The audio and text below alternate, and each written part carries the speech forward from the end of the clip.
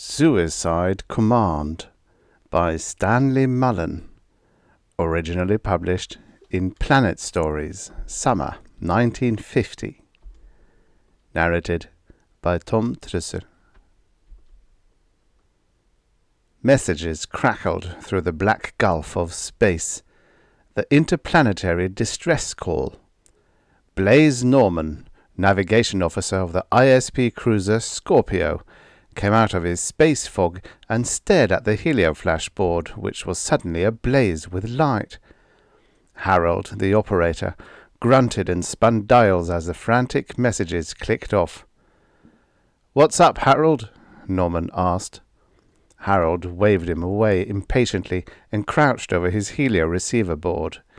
He was a grizzled old space hound and hated working with rookie officers.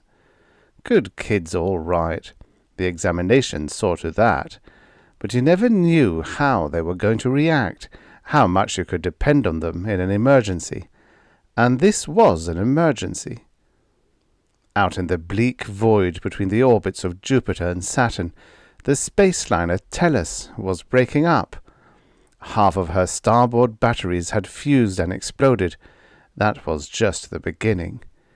Before needle valves would be shut off, streams of free neutrons ran up the fuel lines into the secondary bank of preparation tanks. Radiation counters buzzed angrily as primary degeneration spread through the masses of fuel in the leaden containers. The lead walls buckled and gave way. Tons of molten magma deluged all over the after compartments of the Titanic luxury liner. Inferno. Tellus jerked like a nervous racehorse as the rest of her stern rocket tubes froze and exploded. The after third of the ship was blasted out of existence. Heaven knew what would happen when the rest of that degenerating metal reached the stage of instantaneous disintegration. "It's the space liner Tellus," Harold snapped. "She's in trouble outside Jupiter. Position 9847. 2 degrees N ecliptic. Range 11/4.7. Get on your charts and find out what's out there. I'll buzz the old man." Captain Free's face appeared on the televisor screen. "Never mind the details," he snapped. "We got part of it up here. Too faint for the audios, of course. What ships are in that sector?" Lieutenant Blaze Norman glanced up from the chart panel. "Nothing of any kind closer than Ganymede, sir, and only some slow ore freighters there. If there's anything else, my records don't show it." Captain Free's face looked suddenly old and tired. He sighed. "I guess we'll have to go, but I don't know what good a ship this size will do if they have to be taken off. Anything more from the Tellus?" "Not much, sir," Harold told him curtly. "They seem to be breaking up fast. Half the crew are already dead. No telling about the passengers. Operator thinks they may last 5 or 6 hours, but no more. If degeneration spreads through the whole ship, it won't be as long as that." I know. What about lifeboats?" 9 of their 10 are gone. The other won't hold a third of the survivors." "Tell them to hold on. We're coming. Hang on to your hats and don't forget the acceleration cushions." Harold set his helioflash transmitter on the automatic relays and sent the message repeating endlessly across the darkness. He shot a calculating glance at Norman and wondered if he'd hold up in the mess that laid ahead. You never knew about these new men. Scorpio had been inbound for Callisto. Alarms shrilled all through her slim torpedo shape. Acceleration warning. The 2 men in her communications room buckled on their shock cushions and braced themselves.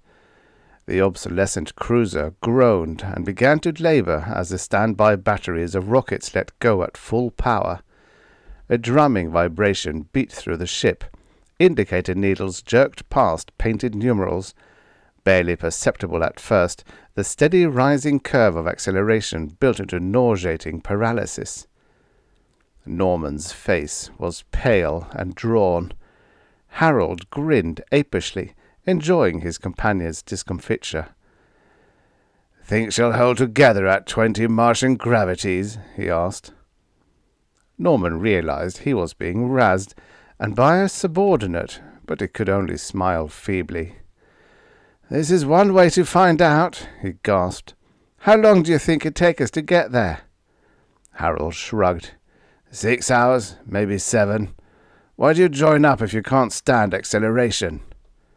"I didn't. They transferred me into it. They say you get used to it." "Some never do. The old man's a killer that way." Norman set his teeth grimly. "I'll get used to it."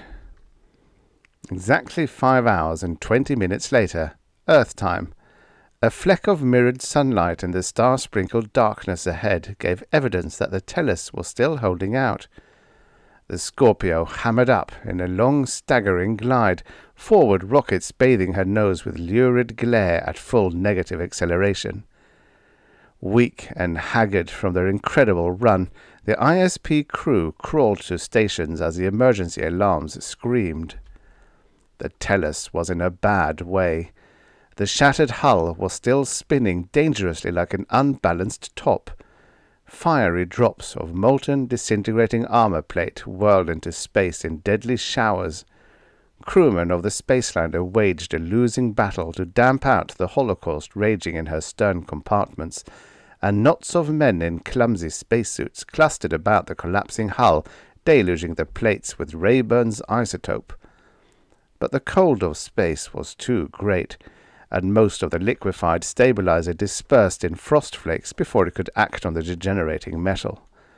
Radiation from the masses of spitting magma astern went through the after half of the crippled liner like storms of deadly invisible bullets, striking down the men at their work through weak joints in their armor. The Tellus was doomed. It was ticklish work maneuvering close to the immense hulk, but Captain Freeze ran the Scorpio alongside and made fast with magnetic grapnels. ISP men in grotesquely robot-like space armor ran out the jointed airlock tube and attached it to the main hatch of the liner. Valves opened automatically as the pressure equalized. Captain Freeze and Lieutenant Norman were the first to board the doomed liner. They were met by a blood-spattered second officer. "I'm Law," he said. "The ranking officers are all dead. I'm in command." "How many people have you?" Freeze asked savagely. Law smiled grimly. "I was afraid you'd ask that. Too many for you, I'm afraid." "We'll do all we can," Freeze promised. "We've jettisoned everything we could spare. There's ammunition spread from here to Point 54, not to mention bedding, supplies, tools, spare parts, and all but the bare minimum of fuel. At a squeeze, we can get about 140 people on the Scorpio besides our complement of 28 men. I don't know what we'll do about the others." Law shook his head. "I can't tell you exactly how many are left. There's no use taking the ones who are too seriously burned. We have one lifeboat left. By jamming, we can get about 80 in it. You can tow it to Callisto." "Any other officers left?" "Merrill, our third, if he's still alive. The last I saw, he was outside with the others, trying to damp out the stuff. No use, of course. I guess you'd better take over. I've got mine." Law staggered and fell back against a bulkhead. Norman caught him and lowered him gently to the floor. Law fought his blistered lids open, murmured, "Radiation burns," with lips that were strangely thickened. He jerked spasmodically, then a glaze of agony masked his eyes as he shuddered and lay still. The main salon of the spaceliner was a charnel house. Dead and dying lay in rows, many of them in horribly grotesque attitudes, reflecting the agony of their passing. A harried doctor was doing what could be done to relieve the unrelievable suffering. A group of passengers were huddled into a corner. Most of them were pale and dull-eyed. A few sobbed hysterically. Some prayed. Norman began sorting them out. "Women and children first. Married men next. We'll go over the injured while the rest of you get aboard the Scorpio. Any that have a chance to recover we'll take. No crowding." Freeze shouted orders, then stood back out of the way while a stream of beaten and hopeless humanity filed through the airlock toward the Scorpio. One woman clung to her husband, screaming, until Norman took her gently by the arm and led her away. She moved like a sleepwalker, and, though her lips twitched as if in speech, no sound came. "Check everyone for radiation," Freeze ordered gruffly. "We can't be too careful." Merrill, the third officer, came in and started shedding his space armor. He was lean, hard-looking, with a twisted, humorous face. "Anything I can do?" he asked curtly. Freeze stared at him blankly. "Get your burns taken care of, then get some of these people into the lifeboat if you're able." Merrill shrugged and laughed. "Why bother to patch me up? There won't be room enough for all of us. I'll take care of it now. The lifeboat's ready." Harold felt like a recording angel as he stood in the airlock counting off the people coming through. It was hideous. 140, he told Freeze. Most of the injured had gone into the lifeboat, but some of the men passengers still remained in the saloon. Norman stared about him, estimating. One of the men was the husband of the woman who had refused to leave without him. "Full up?" the man asked. Norman nodded. The passenger tried to smile, but his lips trembled. Captain Freeze stood by the airlock. Norman strode up to him, lips set in a thin line. "I'd like permission to stay here and let someone have my place," he burst out. "There are other single men in your crew." Captain Freeze had aged years in that half-hour. Soberly he nodded. "Permission granted, but I haven't the right to ask the others. In fact, I haven't the right to grant your request, but, unofficially, I'm proud of you." "I'll ask them." Harold ambled out of the airlock and made a weary gesture. "You won't have to. I've already done it. The men are ready as soon as you give orders for the rest of the passengers to come aboard." Captain Freeze gave the necessary commands, then turned to his own crew as they filed out of the airlock. His eyes glittered fiercely, as if a core of ice splintered the light within them. He tried to speak, but there was nothing more to do or say. Merrill came back from supervising the loading of the lifeboat. "Oh, we've got company," he said roughly. "We'll be a cozy little group. I hope some of you can play cards. Any hope of other ships getting here?" Freeze shook his head. "Not in time. Some ore freighters have left Ganymede, but it'll be 2 days before they can get here. I'm sorry, but I've done all I can." "I know. I'm glad you got all the passengers aboard. It's not so bad for the rest of us. That old black devil out there gets all of us space rats sooner or later. Thanks for coming." Freeze turned to his men and tried to speak. Harold shut him off roughly. "Sure, Skipper. It's been nice knowing you, but no heroics. Hell ought to be cool after what this ship will be like when that stuff reaches critical mass. Now get the hell out of here before we blow." From the control room of the Tellus, Norman, Harold, and Merrill watched the pinkish dot which was the Scorpio's rocket exhaust dwindle into the jet immensity of sky. Off there, somewhere, was the point where Jupiter's orbit would intersect the long curve of the cruiser's course. Jupiter, Ganymede, safety. "Well, I've always wanted to tell the skipper to go to," Harold said lamely. "Now I feel somehow let down. How long do we have?" "That depends. I'm no radiation engineer, but Fales says there are 3 possible routes of breakdown. If the ship holds together until then, we can expect to be blown to whatever you like in from 6 to 10 hours. I'd say the ship will fall apart first, probably in less than 3 hours. Are you in a hurry?" Harold was watching Norman, wondering how long it would be before the kid cracked. The lieutenant was trembling, Skin seemed to be drawn tight over his cheekbones, and a hot light burned in his eyes. Norman sat down nervously by the chart panel. In his nervous state, the touch of something familiar gave him a feeling of solidity. The voices of the others irritated him. "What do we do now?" he asked. "Just sit around and wait for it to happen?" Merrill laughed bitterly. He and Harold exchanged amused glances. "Any better ideas, mister?" Merrill asked ironically. "Maybe I have," Norman snapped. "We might better do anything than just sit here." Merrill got up and moved over to stare at the spaceport. His burns were paining him horribly. Even the slight effort of limping across the control room was almost more than he could bear. "Well, do something then. It's your baby. I'm resigning, as of now, in your favor." "Do you mean that?" Merrill nodded. Lines of repressed suffering marked his lean, wolfish face. "I don't think I'll be here long. Someone will have to take over.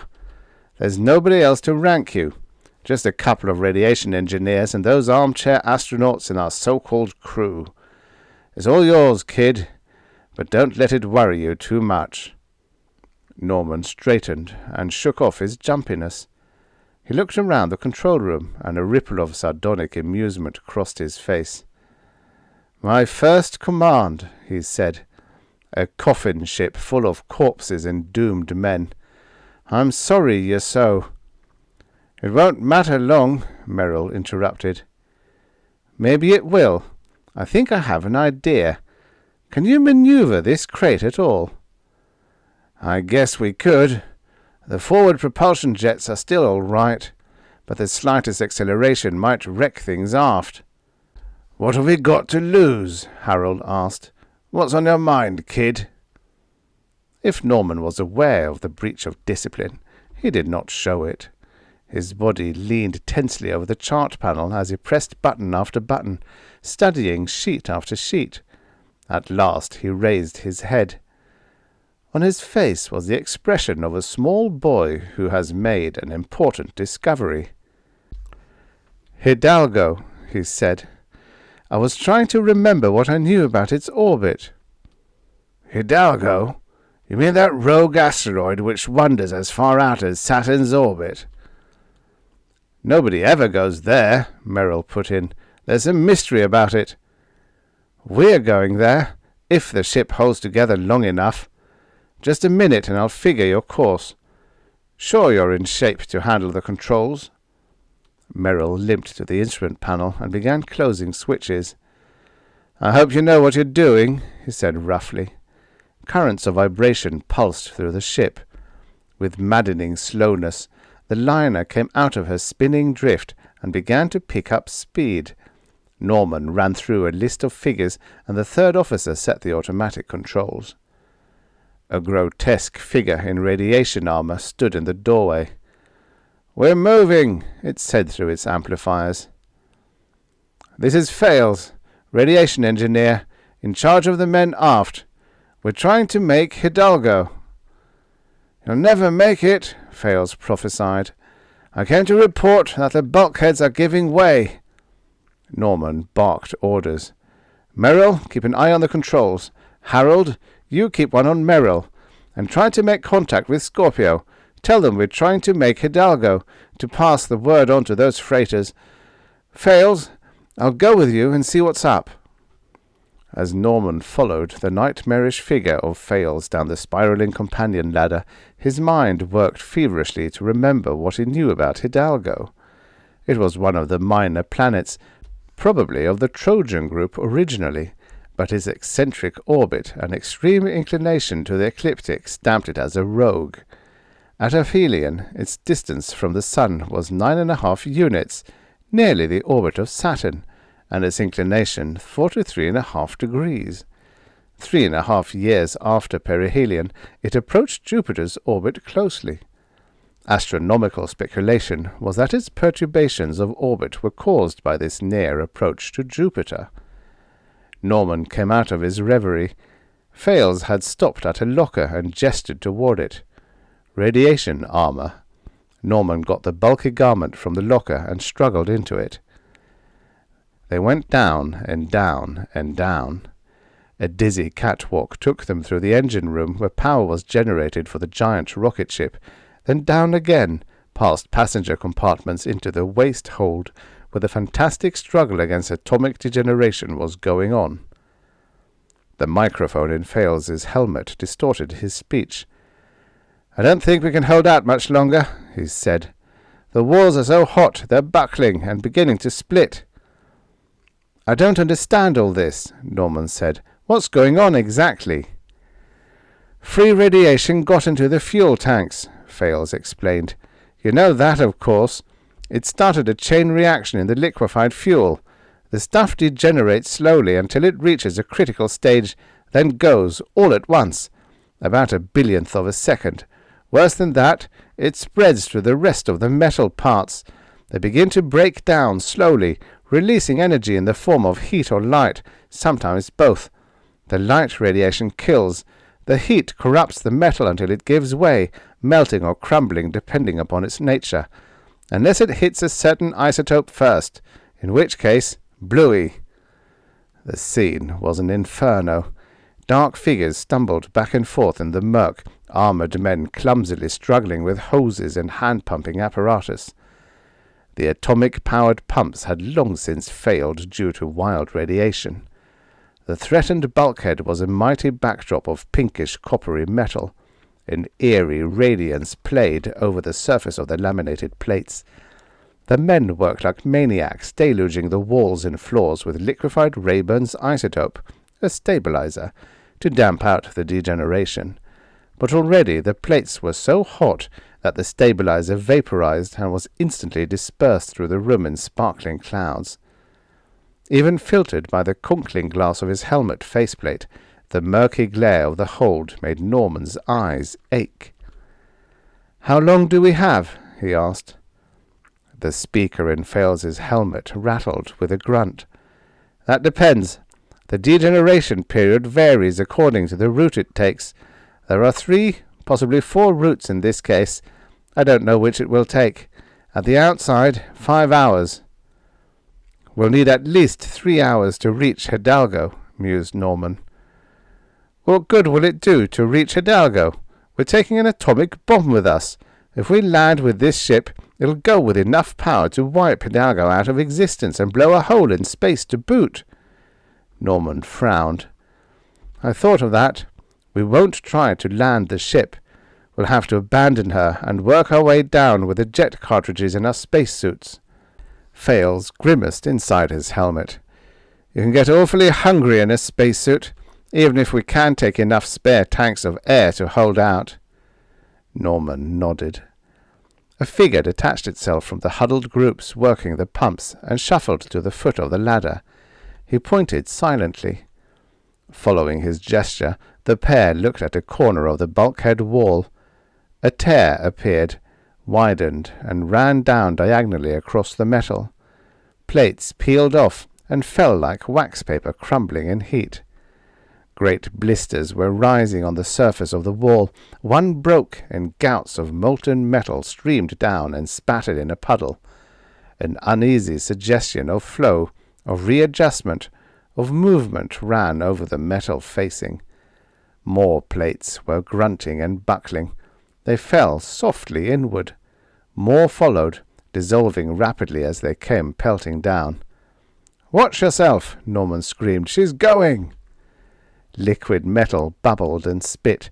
Runnels of magma pursued the retreating crewman. A fiery surface lapped at the foot of the ladder. Fails made an aimless gesture. "Get your men out of here!" rasped Norman. The huddle of dark figures broke and ran for the ladder. Air was blowing out of the hold in a shrill, whining scream. Norman was the last out. He slammed and clamped the door just as a rush of molten metal crashed against it. "Keep fighting it," Norman ordered, compartment by compartment.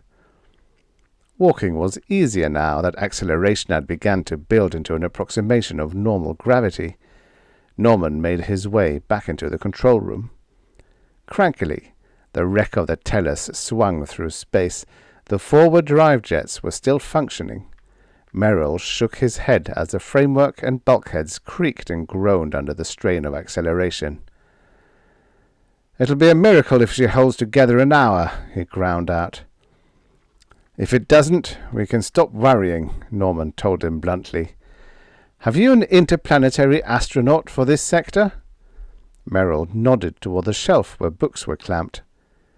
Norman unsnapped Volume 4 and opened it to Hidalgo. Most of the information, especially astronomical data, he already knew. But the line at the bottom of the page caught his eye. "It is recommended that spaceships avoid this asteroid. Exploration has been impossible for a number of reasons, and official charting expeditions have failed to return. No data available." He read the notation aloud to the others. "What do you suppose it means?" he asked. "Could be that rough terrain and unstable rotation make a takeoff impossible," Harold suggested. Merrill's eyes narrowed. "I don't think so. Some of the other asteroids have been difficult enough that way. No, there's something different about Hidalgo. Maybe it's some kind of deadly radiations. I've thought a lot about it." "You knew this all the time? Why didn't you say something about it?" Merrill's habitual shrug was expressive. "It couldn't have mattered. Where else is there to go? I didn't think of it before you mentioned Hidalgo because I had no idea where it would be. In a way, I'm glad we're going there. You see, my father commanded that charting expedition which was never heard from again. Now maybe I'll find out at last what really happened."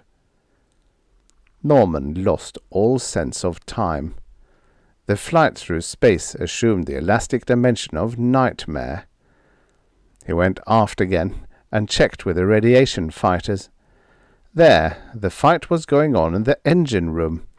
It was at best a delaying action. Men dropped where they stood and were carried out. The lucky ones died of frightful burns where radioactive metal had spit through joints in their armor. The speaker rattled inside his helmet as he addressed Fales. "If it spreads to the outside armor plates of the hull, we're done," he said. Fales cackled. "It's already spread. They're glowing and beginning to buckle."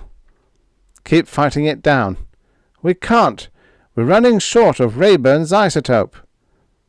"When it's gone, get your men into the dome hold. There's an escape hatch there." Harold looked up as Norman returned to the control room. "I've finally got Scorpio. These tubes are nearly burned out. I guess there's enough free radiation loose in this ship to fry eggs. The old man said they'd relay our message to the freighters. They'll check by Hidalgo to see if we make it."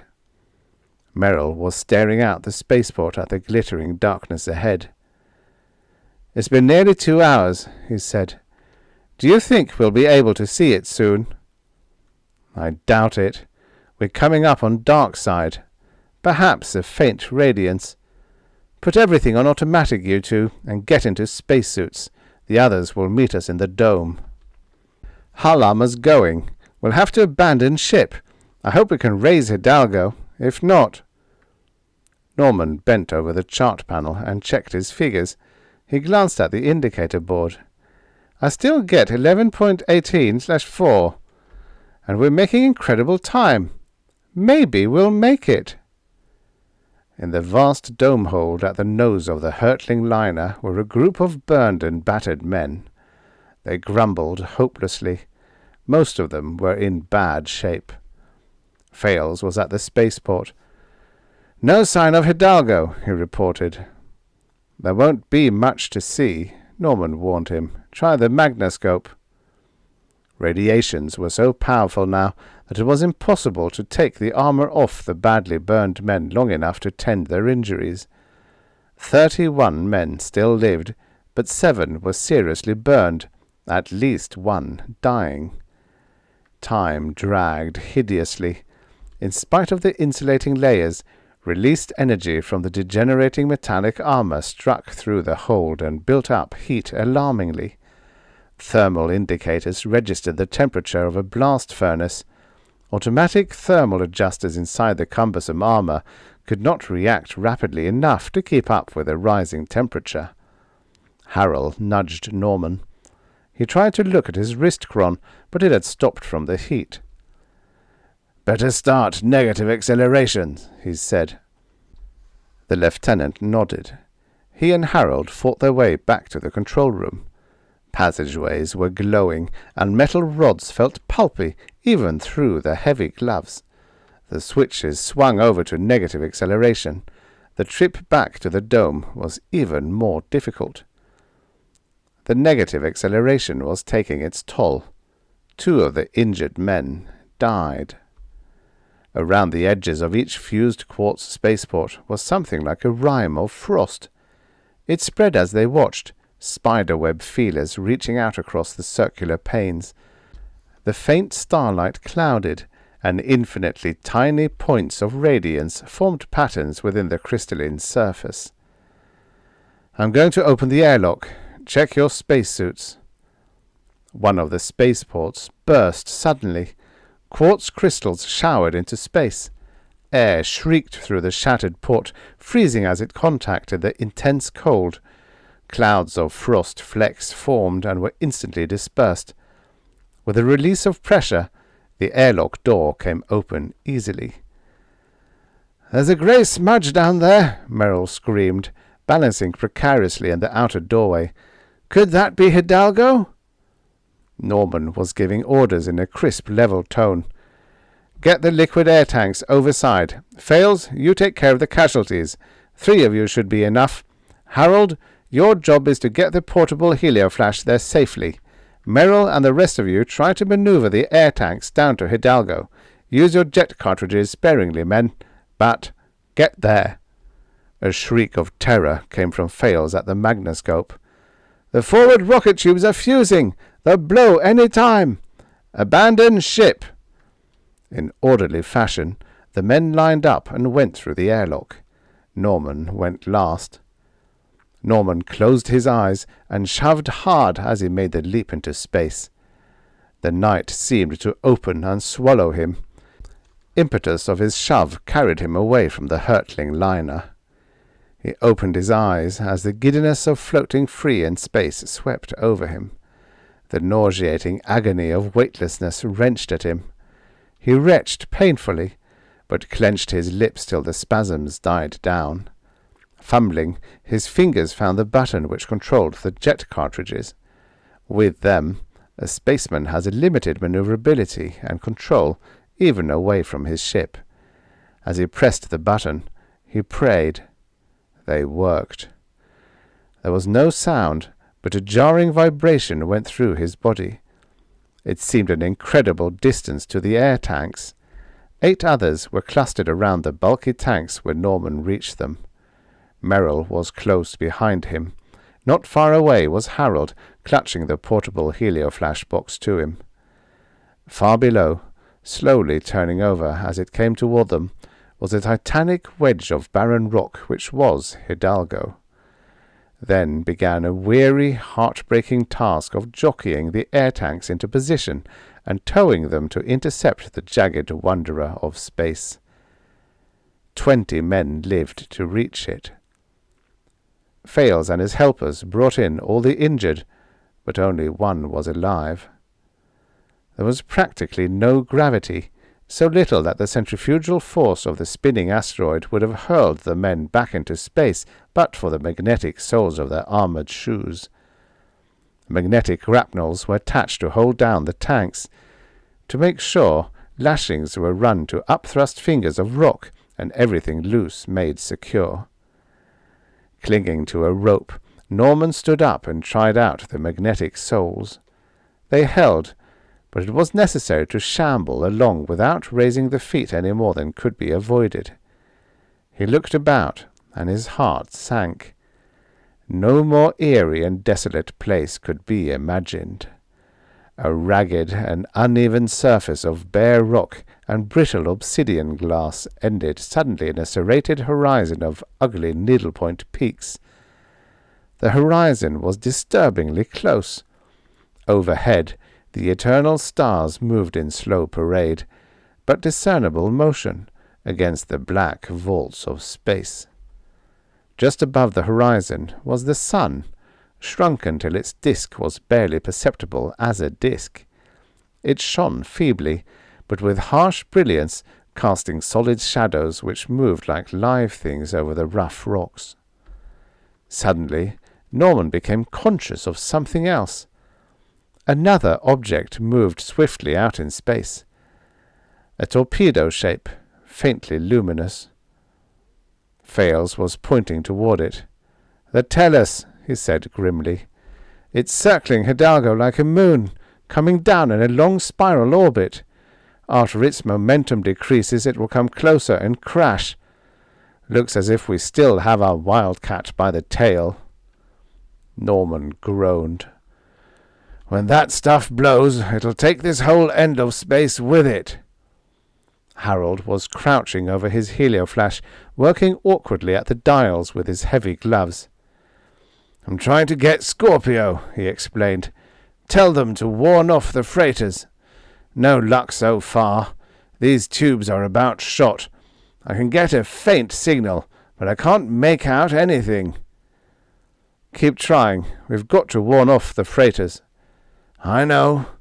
In spite of that faintness, the signal sounds as if it might be from fairly close." Merrill came up. "I've been exploring," he said. "There's the wreck of a spaceship just over that ridge. Some sort of shaft close by it. I'm going over and look around." He wandered off across the desolate stretch of rock. Norman watched him go, then turned to Harold. "You'd better follow and watch him. He's ready to crack. I'll take over the helio." Fales shuffled up as Harold disappeared around a harsh shoulder of volcanic rock. "Got through yet?" he snapped. Norman shook his head. "I get a signal, but they don't answer. It's too faint to make out." "Let me try." Norman gave way, and Fales crouched down, adjusting dials. He replaced a tube. The helio squawked savagely. The engineer fumbled over the knobs. The message clacked into his earphones.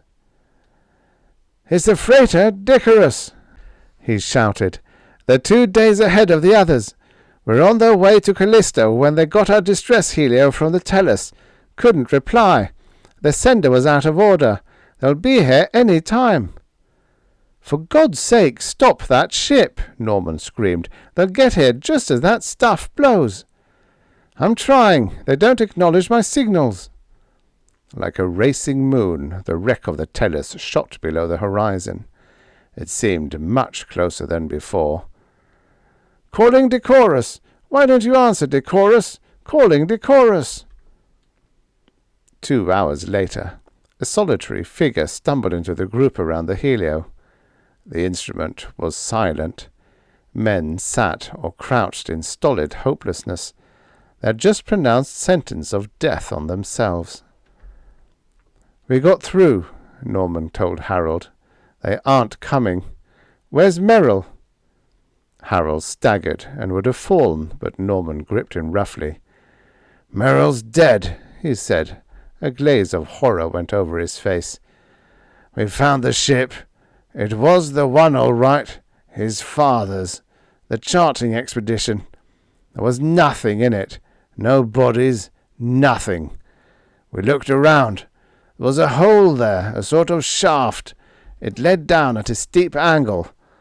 A rough sort of ladder had been hacked into the rock, niches and pegs. We had a time getting down, but Merrill thought we might find something. He said he wanted to know before he died. We went down and down, and at the bottom was a door. It was a wooden door, of some wood I don't know, black and shiny with pinpoints of colour here and there.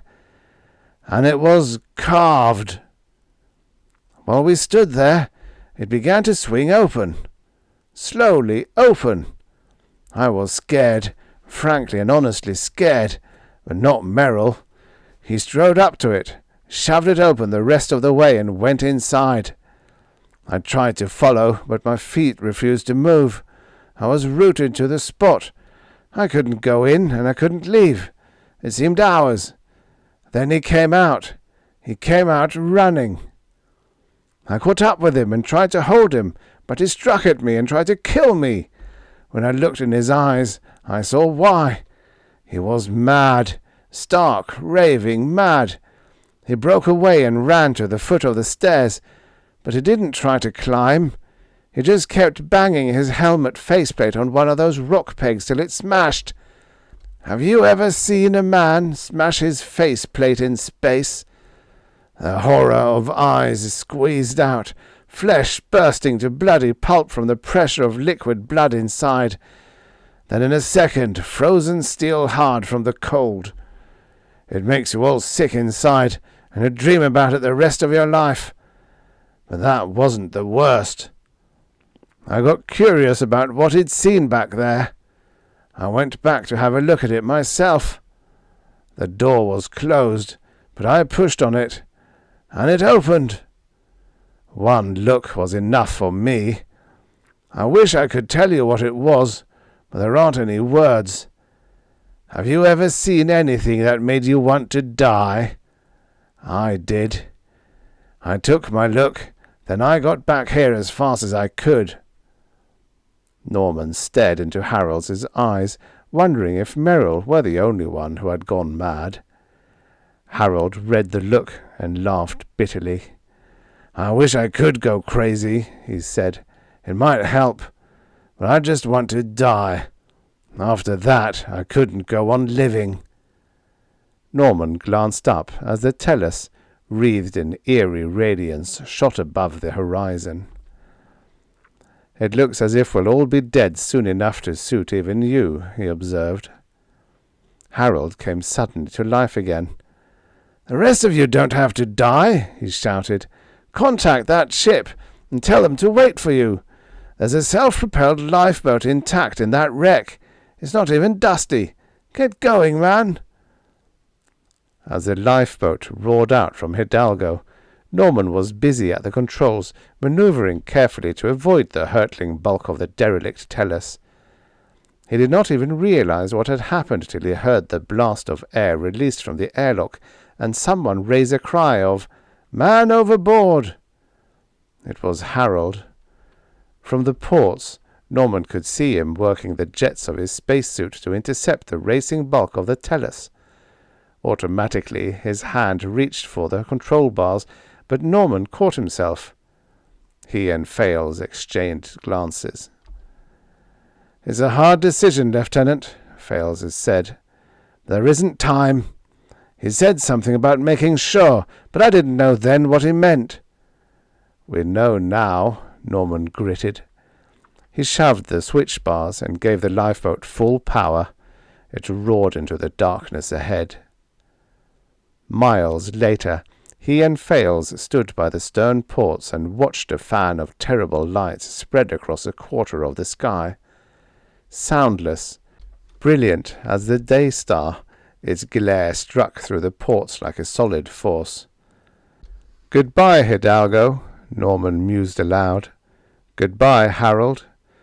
I wonder what he saw there that made him feel like that." "No one will ever know," Fales said. The end. Subscribe for your daily stories of futures past. This is what the future looked like many, many years ago.